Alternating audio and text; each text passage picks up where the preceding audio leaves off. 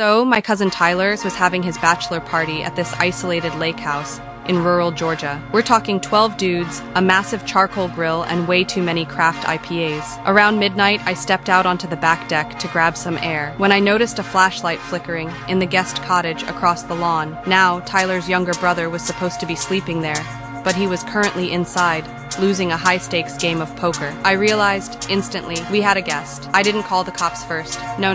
I walked back inside and whispered 4 words. Someone's in the cottage. You have never seen 12 tipsy guys move so fast. We didn't grab guns. We grabbed supplies. My buddy Mike, who's a professional arborist, grabbed 100 feet of industrial climbing rope. Another guy grabbed a giant roll of industrial-strength plastic wrap from the kitchen. We surrounded the cottage like a tactical unit. If that tactical unit was wearing Hawaiian shirts and flip-flops. When the burglar tried to climb out the bathroom window, he didn't find the police. He found Mike, who tackled him into a pile of pine needles. We didn't hurt him, but we did get creative. By the time the sheriff arrived, 45 minutes later, because, again, we were in the middle of nowhere, they found the guy, completely mummified, in plastic wrap. He was standing upright, tied to a giant oak tree, with about 50 loops of rope. We had even placed a party hat on his head and set up a lawn chair in front of him, where Tyler was calmly eating a burger. The sheriff pulled up, shined his light on the human burrito, and just sighed.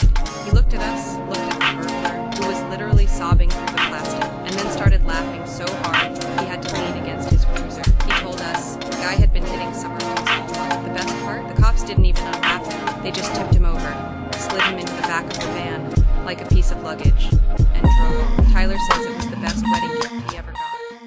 So it's 3 in the morning, and my roommates and I are in the middle of a serious, high-stakes Mario Kart tournament. Suddenly, my buddy Kyle looks at the security cam feed on his phone and freezes. Some guy is in our driveway trying to pick the lock on my old, beat-up Honda Civic. Now, we could have called the cops, but we'd been drinking espresso martinis all night, and honestly, we were feeling a little extra. I whispered, "Don't scare him off, get the hammock." We snuck out the back door barefoot like a bunch of budget ninjas. While the guy was focused on the car door, we came around the side, and 4 of us tackled him into a giant, heavy-duty fishing net we keep for lake trips. He started screaming, but we didn't say a word. We just worked in total silence. We hauled him over to the front yard and used about 4 rolls of neon pink duct tape to secure him to my roommate's giant concrete bird bath. By the time we were done, he couldn't move a finger. He just looked like a very tall, very angry neon garden ornament. When the police finally rolled up, they found us sitting on the porch, eating cold pizza and tossing popcorn at him. The officer walked up, poked the pink tape with his flashlight, and just put in his hands. He didn't even ask us to help. He just called for a flatbed truck, laughing the entire time, and told us, "Nice work, boys, but please, never do this again."